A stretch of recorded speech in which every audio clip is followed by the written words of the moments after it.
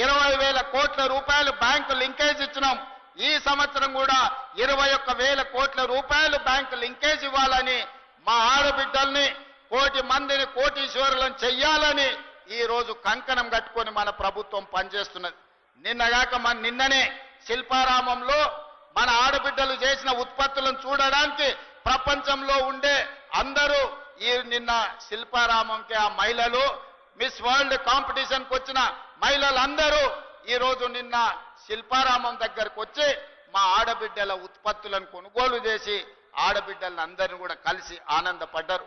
ఈ విధంగా ఈనాడు ఆడబిడ్డలకు ఆర్టీసీలో ఉచిత బస్సు ప్రయాణమే కాదు 600 బస్సులు కొని ఆర్టీసీకే కిరాయికి పెట్టి ఈ రోజు వ్యాపారం చేసుకునే పరిస్థితి ఆడబిడ్డలకు కల్పించడం.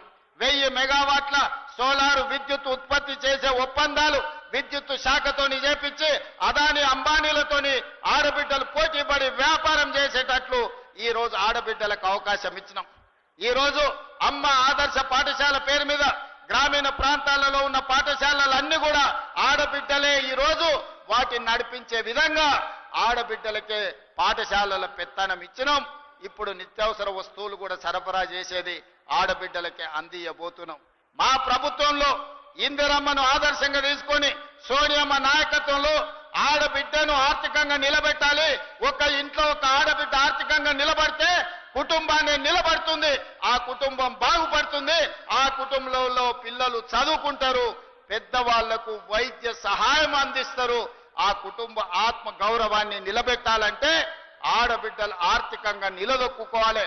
అందుకే ఇవాళ తెలంగాణ రాష్ట్ర ప్రభుత్వం మీ సోదరుడు మీ రేవంత్ అన్న ఆడబిడ్డలకు మాట ఇస్తున్నాడు.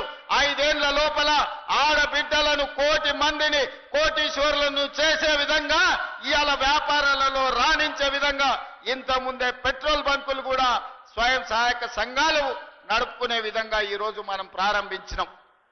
అంటే ఆడబిడ్డల్ని వ్యాపారంలో రాణించే విధంగా సహకరించాలని ఇవాళ మన వంతు ప్రయత్నం చేస్తున్నాం.